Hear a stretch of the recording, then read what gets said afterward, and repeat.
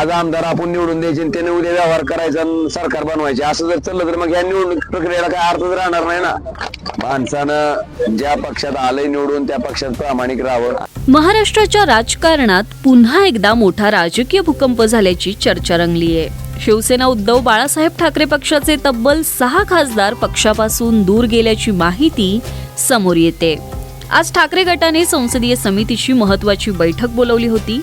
या बैठकीला गटनेते अरविंद सावंत, राज्यसभा खासदार संजय राऊत, खासदार राजाभाऊ वाजे आणि अनिल देसाई हे उपस्थित होते. तर संजय देशमुख, नागेश आष्टीकर, संजय दीना पाटील, भाऊसाहेब वागचौरे, संजय जाधव आणि ओमराजे निंबाळकर हे 6 खासदार गैरहजर होते.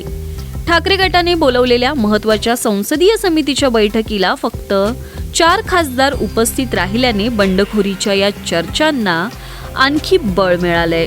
या सर्व घडामोडी एकनाथ शिंदे यांच्या कथित ऑपरेशन टायगरचा भाग असल्याची चर्चा सध्या राजकीय वर्तुळात सुरू आहे. दरम्यान उद्धव ठाकरे यांच्या शिवसेना पक्षातील 6 बंडखोर खासदारांनी दिल्लीत लोकसभा अध्यक्षांची भेट घेत खळबळजनक पत्र सादर केल्याची माहिती देखील समोर आली आहे. या पत्रात शिवसेना उद्धव बाळासाहेब ठाकरे पक्ष काँग्रेसमध्ये विलीन करण्याचा वरिष्ठ नेत्यांचा प्रयत्न सुरू होता आणि पक्ष मूळ विचारधारेपासून दूर गेला असल्याचा गंभीर आरोप करण्यात आलाय. याच कारणामुळे आम्ही पक्ष सोडून शिवसेना शिंदे गटात जाण्याचा निर्णय घेतल्याचा दावा या खासदारांनी केलाय.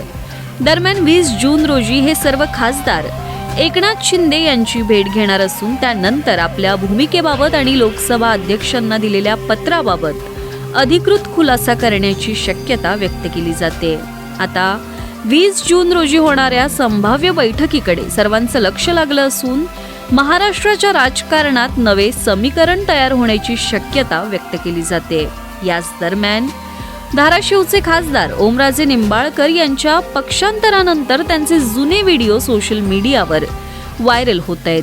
या व्हिडिओमध्ये ते पक्षनिष्ठा आणि राजकीय गद्दारी विरोधात भूमिका मांडताना दिसत आहेत.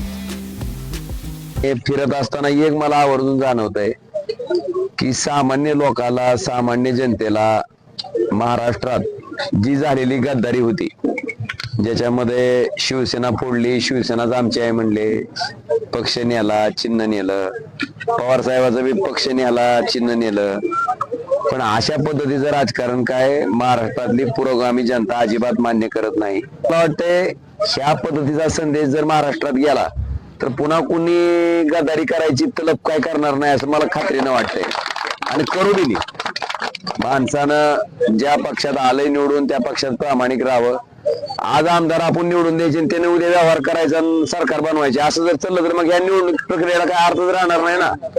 होय, तुम्ही निवडून कुणाला बी द्या, आम्ही उद्या व्यवहार करतो, कोण 50ला इकल, कोण 100ला इकल, याला काय अर्थ आहे.